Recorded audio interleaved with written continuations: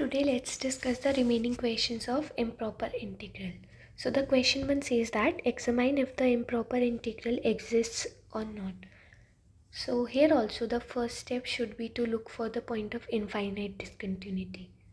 Now if you observe that if I name my integration as I, let's say 0 to 3 2x dx divided by 1 minus x square raised to by 3, which I am saying that it is equals to 0 to 3 fx dx, where my fx function is equals to 2x divided by 1 minus x square raised to by 3.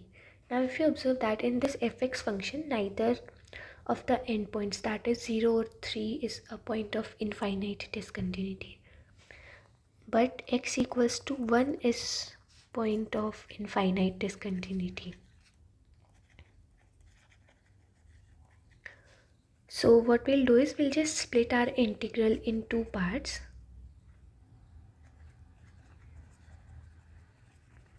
Around 1.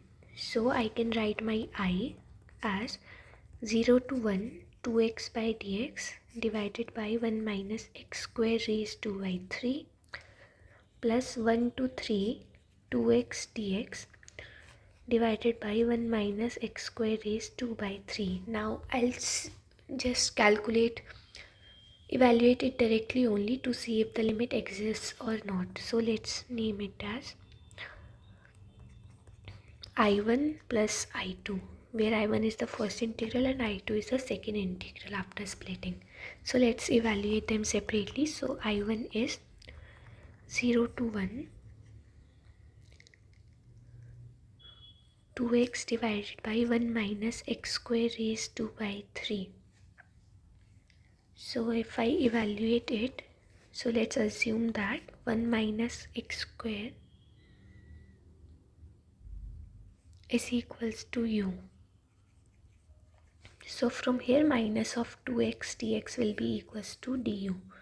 So that gives me 2x dx as minus du. So the integration changes to minus du divided by u raised to by 3, and limit, when my x is 0 my u is 1, but when my x is 1 my u is 0, which is same as integration 0 to 1 du by u raised to by 3, because we have a property of definite integral that minus of a to b fx dx is same as integration b to a fx dx.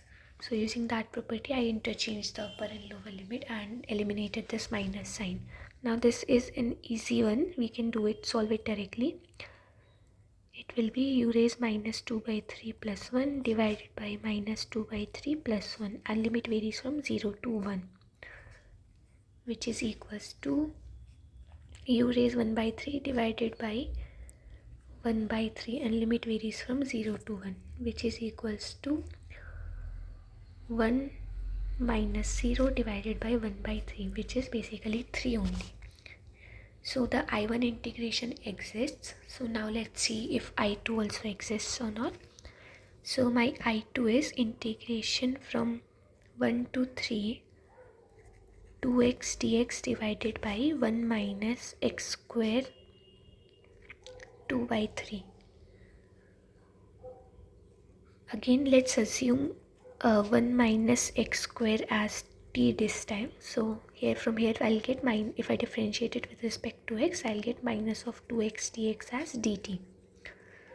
So from here my integration reduces to minus of dt divided by t raised to by 3, and this time limit varies from, when my x is 1 my t is 0, but when my x is 3, so my t is 1 minus 9, that is minus of 8, which again I can use the same property and change the upper and interchange the upper and lower limit. So it will be minus 8 to 0 dt by t raised to by 3.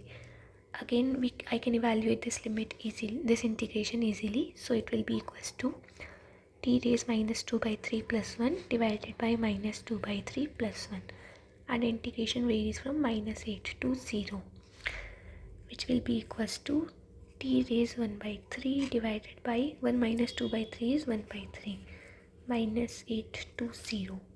Now if I plug in the limits, it will be equals to 0 minus of 8 raised 1 by 3 divided by 1 by 3, which is equals to minus of minus 2 raised 3 whole raised 1 by 3 divided by 1 by 3, which is 2 times 3, that is 6. So my I1 is 3, my I2 is 6. So my integration I, which is equals to I1 plus I2, is 3 plus 6, that is 9. So since 9 is a finite quantity, so we can say that this integration exists and it is equals to 9. So integration exists as it's equals to 9. So let's move on to discuss the next question. So the next question says that prove that integration from 0 to infinity sin x by x dx is convergent but not absolutely convergent. Okay, so let's see how we can do this. Now let's see if there is any point of infinite discontinuity or not. If you observe that, you can have a misconception that x equals to 0 is a point of infinite discontinuity, because at x equals, but if you observe clearly that at x equals to 0, sin x by x will approach 1. As limit x approaches 0, sin x by x is approaching 1. That is because sin 0 is also 0 and 0 x is also 0 at x equals to 0. So we can use L'Hopital and see that this limit approaches 1. So x equals to 0 is not a point of infinite discontinuity. So there is no as such point of infinite discontinuity. So what we'll do is we'll just split our integral in two, that is 0 to 1 sin x by x dx plus 1 to infinity sin x by x dx, in order to use the Dirichlet test to prove its convergence. So if you observe that if this is my integration I1 and this is my integration I2, then you can easily see that I1 is a proper integral as there is no point of infinite discontinuity. So I1 is proper integral. So from here we can say that I1 is a finite quantity, so it is convergent. IN is convergent. Now if you observe our I2, so for I2, in order to prove the convergence of I2, we'll be using a Dirichlet test. Let me just state it first and then we'll see. So Dirichlet's test states that if phi is a bounded function, is a monotonic and bounded function in some a to infinity and tends to 0 as x approaches infinity, and integration a to infinity fx dx is bounded for all x greater than a, then integration a to infinity f phi dx is convergent at infinity. Because infinity is the only point of ambiguity in I2. Otherwise, had there been a finite number, then we can consider I2 as well a proper integral, and then we could have easily commented that I2 is also convergent. So let's choose our phi and f function in I2. So if you see that phi, which I am taking as 1 by x, and f I am taking as sin x. Now you can easily see that phi is monotonic and also it is bounded in interval 1 to infinity. So phi is monotonic and bounded in interval 1 to infinity. So also if you observe its limit as x approaches infinity, so it will be equals to 0 only. So it satisfies the necessary condition for phi. Now let's say if f is a bounded function or not. So if I evaluate 1 to infinity sin x dx, so it will be equals to cos x minus of cos x 1 to infinity. Now if you observe that cos infinity, we don't know what it will be, but we definitely know that it will be less than or equals to 1. So this whole quantity will be, no matter what value of cos infinity is, this whole term will be less than or equals to 2 for all x, right? So from there we can say that our integration 1 to infinity sin x dx is also bounded. That satisfies the necessary condition of Dirichlet function. So from here, using Dirichlet test,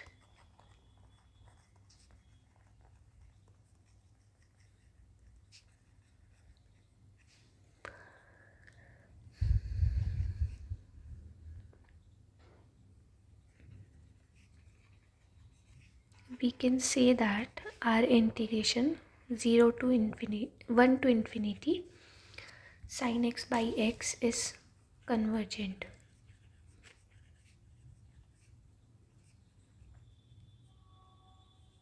Now since I got my both I1 and I2 as convergent, so from there I can say that my I, that is I1 plus I2, is also convergent. So this completes my first part of the question. So the second part is to show that this function is not absolutely convergent. So second part is to show that 1 to infinity sin x by x dx is not absolutely convergent.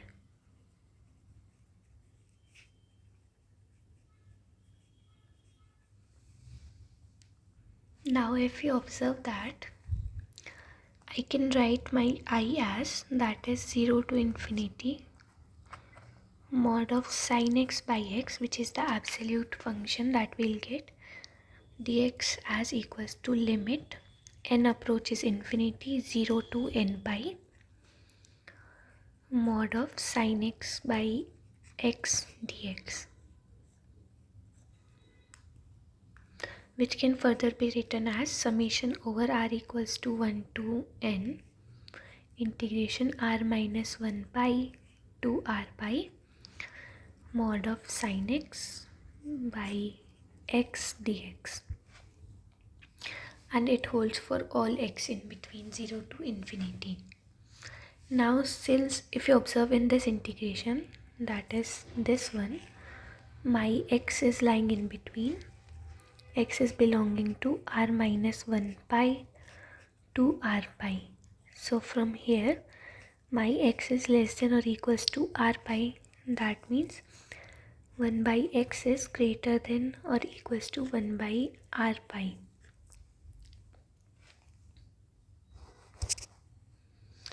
So from here I'll get this integration as greater than or equals to summation r equals to 1 to n integration r minus 1 pi to r pi mod sin x divided by r pi dx.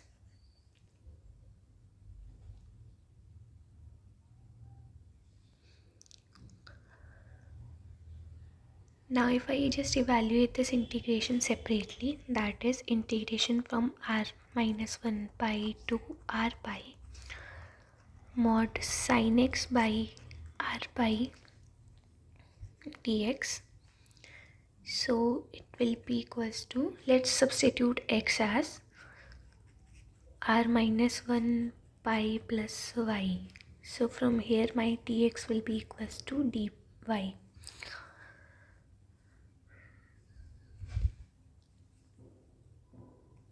Integration limit will change from 0 to pi. It will be modulus of sine r minus 1 pi plus y divided by r pi dy, which will be equals to integration from 0 to pi. Now no matter what value of r we'll take, we'll get sine of y only, because there is a absolute sign with it, so it will be sine y dy, and I can pull out 1 by r pi outside, and if I evaluate it, it will be minus cos y, so that is minus cos pi plus cos 0 divided by r pi, which will be equals to 2 by r pi. Now if I just plug in this limit in the above integration, that will give me integration 0 to infinity modulus of sin x by x dx is greater than r equals to 1 to n integration from r minus 1 pi to r pi mod sin x by rx dx, and this integration I got as 2 r pi, so it will be equals to summation r equals to 1 to n 2 by r pi. Now if you see that summation varies over r only, so I can pull out 2 by pi outside, so it will be 2 by pi summation r equals to 1 to n 1 by r. Now if you observe that this is a divergent series, that is summation r equals to 1 to n. Divergent series.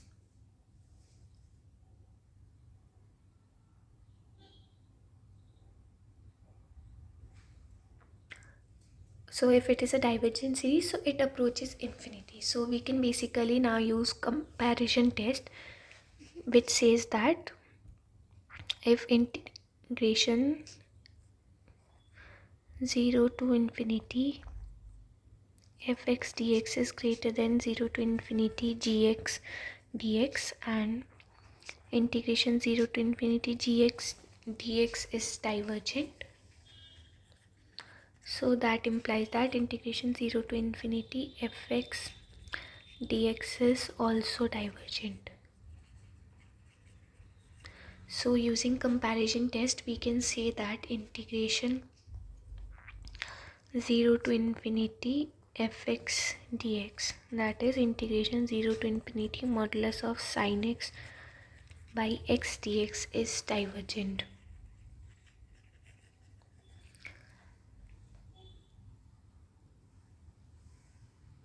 So this completes our question, because that's what we're supposed to show, that it is convergent but not absolutely convergent, and we have shown that it's not absolutely convergent. So let's move on to discuss the next question.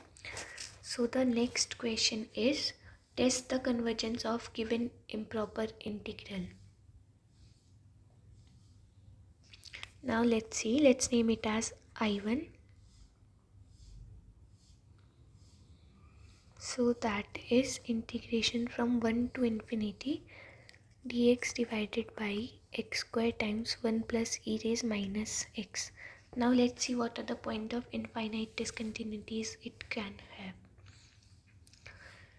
X equals to 1 is not a point of infinite discontinuity. X equals to infinity is also not a point of infinite discontinuity.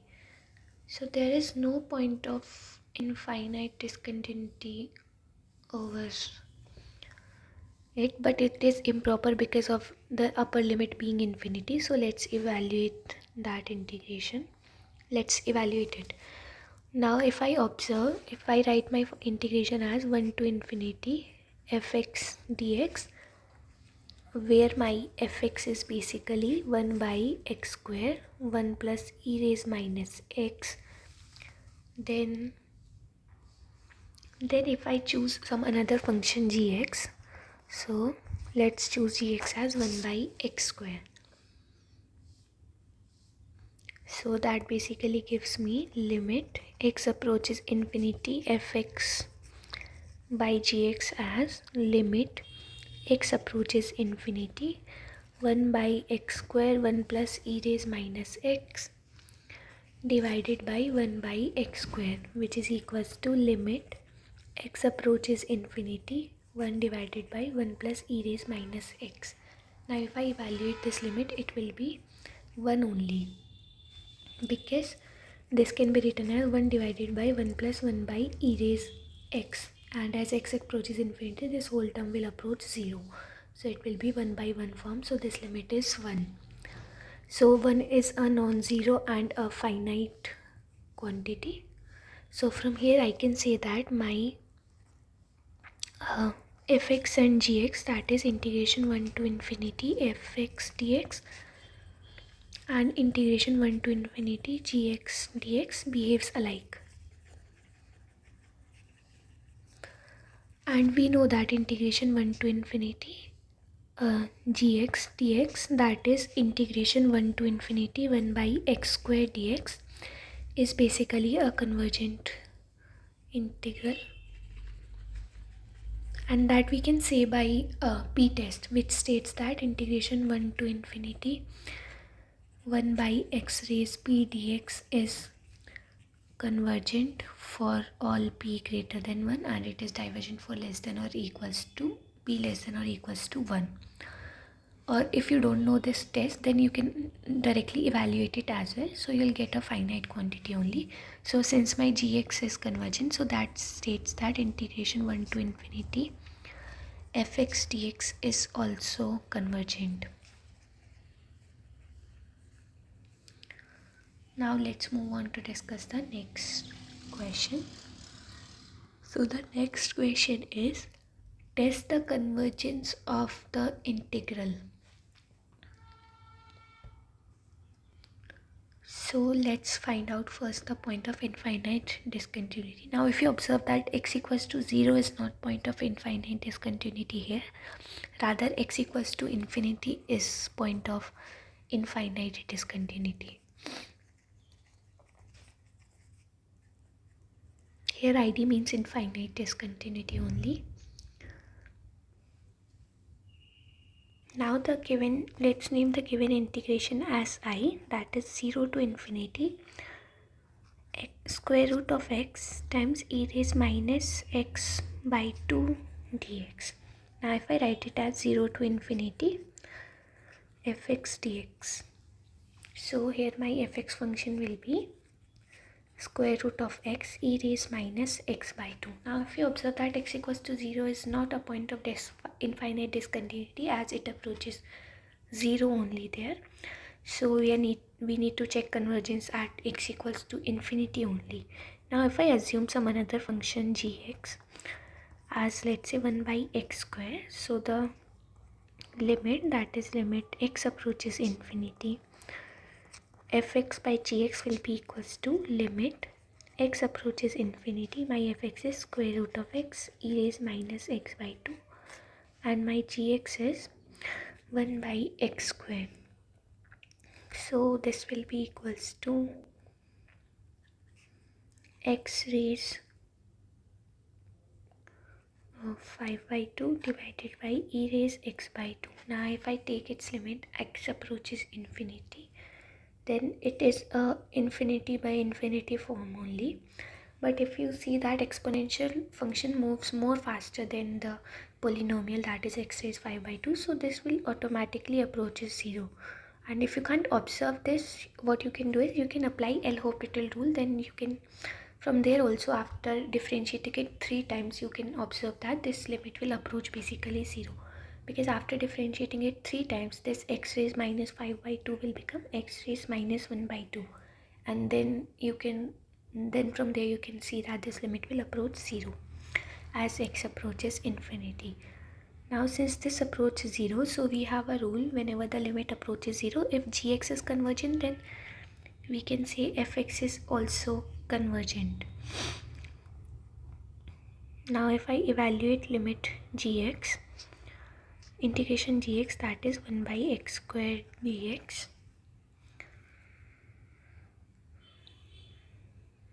now I need to, I guess, break this integration in 2 parts. Let's split the integration, and then, because gx 1 by x square has different convergence result based on the limit of integration.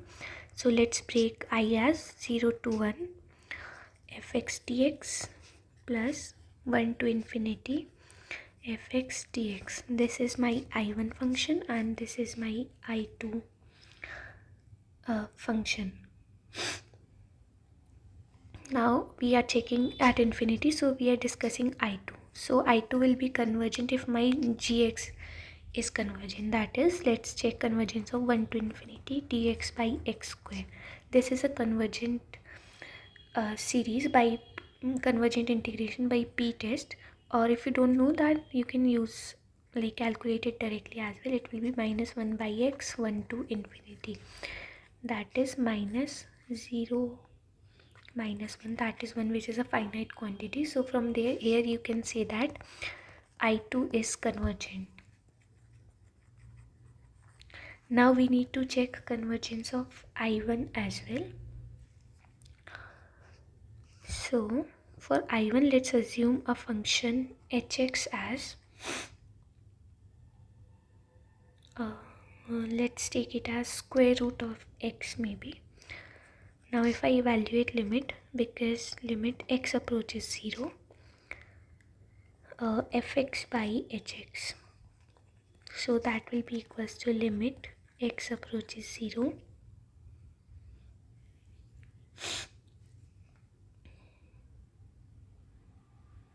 fx is square root of x e raised minus x by 2 divided by square root of x. So this limit will be 1, which is a non-zero and finite quantity. Non-zero and finite quantity. So both hx and fx will behave alike. So if I evaluate integration 0 to 1 hx dx, so that will be equals to integration 0 to 1 square root of x dx, which will be x raised 3 by 2 divided by 3 by 2 from 0 to 1, and that will be equals to 2 by 3, which is again a finite quantity. So since my hx is convergent, so from here I can say that my I1 is also convergent. Now my both I1 and I2 functions are convergent, so my I, that is I1 plus I2, is also convergent. Now let's see, we can evaluate it directly as well, because if you observe that it is somewhat similar to gamma function. So my I is basically integration 0 to infinity square root of x e raised minus x by 2. Now if you just replace x by 2 with y, let x by 2 is equals to y. So from here d of x will be equals to 2d of y, and integration limits will stay the same. It will be square root of 2y e raised minus y 2 dy, that is equals to 2 square root 2 integration 0 to infinity e raised minus y raised 1 by 2 dy, which can be written as 2 root 2 integration 0 to infinity e raised minus y raised 3 by 2 minus 1 dy, which is same as 2 root 2 gamma of 3 by 2, and gamma of 3 by 2 is 2 root 2 times 1 by 2 gamma of 1 by 2, and gamma of 1 by 2 is square root pi. So from here we got square root 2 times square root pi, that is square root of 2 pi, which is a finite quantity. So by directly evaluating as well, you can say that it is a convergent integral. Now let's move on to discuss the next question. So the next question is, discuss the convergence of given integral. So they have given us an integral and we are supposed to tell if it is convergent or not. So let's name the given integration as I, that is 0 to infinity dx by 1 plus x raised 4 sin x, which can also be written as limit n approaches infinity summation r equals to 1 to n integration r minus 1x to rx dx divided by 1 plus x raised 4 sin x. Now if you just substitute x with r minus 1 pi plus y, so the given integration will reduce to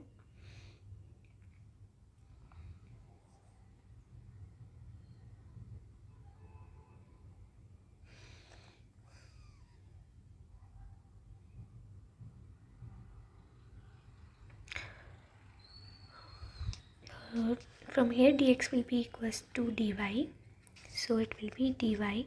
We are evaluating this integral first, we'll plug in it later. So we are evaluating r minus 1 x to rx dx divided by 1 plus x raised 4 sin x. So if I plug in this value, so it will be dy divided by 1 plus r minus 1 pi plus y raised 4, and sign of this term, it is basically sine square. So sine square of this term will be basically sine square y.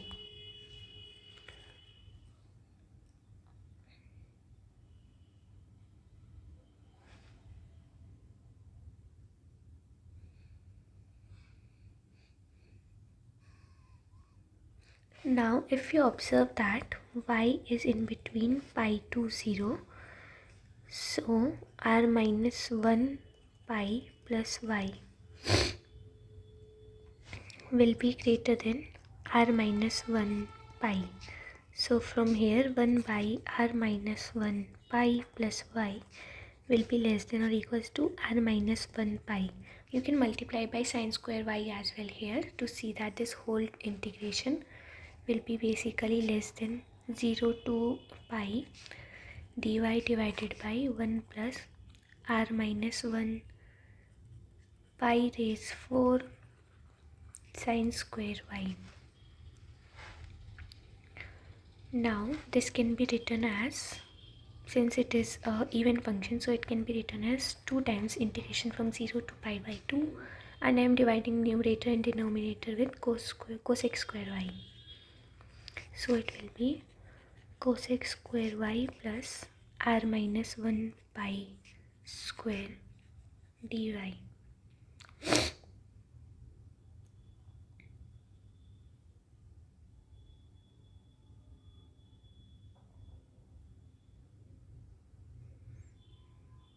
Which can be further written as 2 times 0 to pi by 2 cosec square y dy divided by cosec square y is basically 1 plus cot square y, so it will be 1 plus r minus 1 pi raised 4 plus cot square y,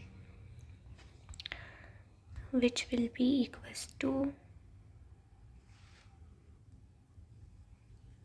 from here I can assume that t is equals to cot y, so that will basically gives me dt as minus of cosec square y dy, so that will reduce integration to 0 to integration minus of dt divided by 1 plus r minus 1 pi raised 4 plus t square, and limit will vary from when y is 0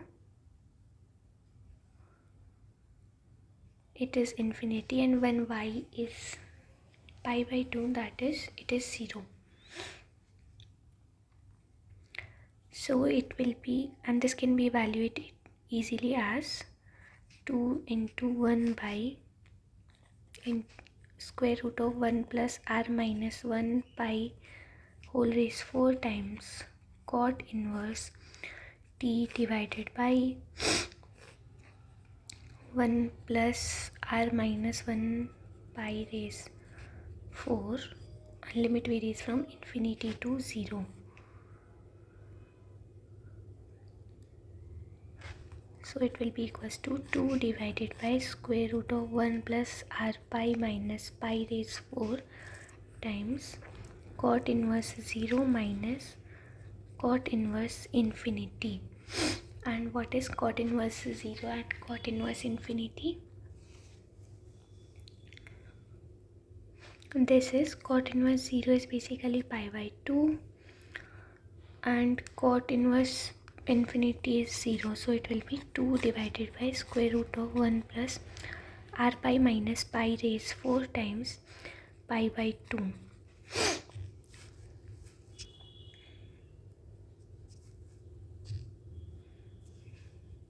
So if you observe that, what we got is, we got our I as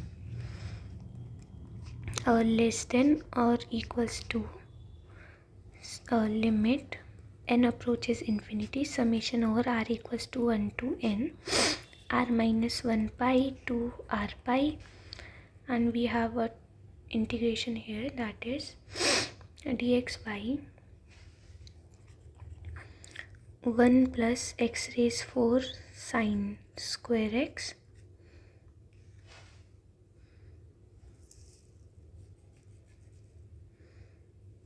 which can be written as, which we evaluate it as, this integration we evaluate it as less than or equals to this term, so it can be written as limit n approaches infinity summation over r equals to 1 to n pi divided by square root of 1 plus r pi minus pi raised 4. Now if you observe that this term is basically similar to, or you can say that this whole term will be basically less than or equals to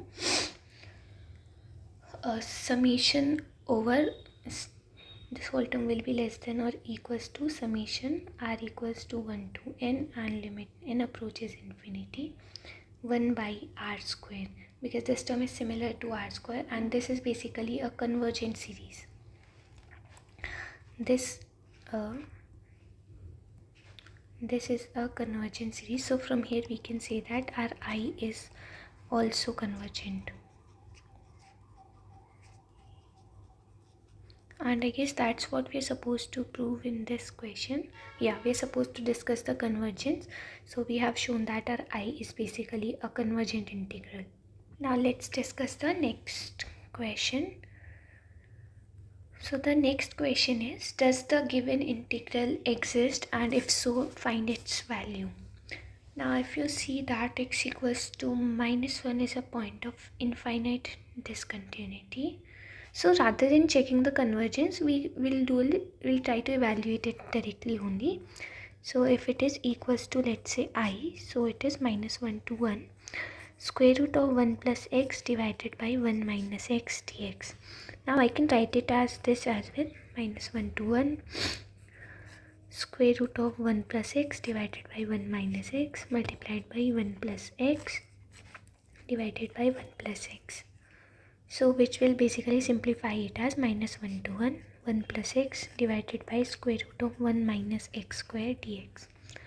Now I can split it this integral as minus 1 to 1 dx divided by square root of 1 minus x square plus integration from minus 1 to 1 x divided by square root of 1 minus x square dx. Now this is basically sine inverse x, integration from minus 1 to 1, and this we can evaluate by taking 1 minus x square as t. So let's do that. Let's name it as I2 for time being. So my I2 will be integration from minus 1 to 1 x divided by square root of 1 minus x square dx. So here we are assuming that 1 minus x square is equals to t. So that basically gives you minus 2x dx as dt. So from here x of dx will be minus dt by 2.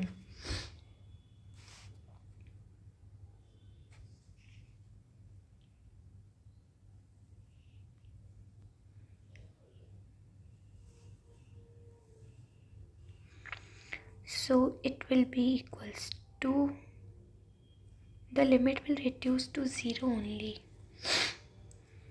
Okay, so here you can use it, like you can use a direct result as well rather than evaluating it. That says that the result, so rather than evaluating it directly, we can use a result as well. That says that if my integration is from minus a to a fx dx, then it is equals to 2 times integration from 0 to a fx dx when fx is an even function, and it is equals to 0 when fx is an odd function. Now if you observe that our integration I to x by 1 minus x squared is basically an odd function. So from here I can say that my integration I2 is equals to 0. So my integration minus 1 to 1 square root of 1 plus x divided by 1 minus x dx is basically equals to sine inverse x 1 to minus 1, that is equals to sine inverse 1 minus sine inverse minus of 1, and sine inverse 1 is basically pi by 2 minus sine inverse minus 1 is minus of pi by 2. That basically gives me final answer as pi. So from here I can say that my given integration exists and it is equals to pi. So this basically completes our question on improper integral, and next we'll see basically a topic of uniform convergence. So thank you for watching, and please do like, share and subscribe the channel.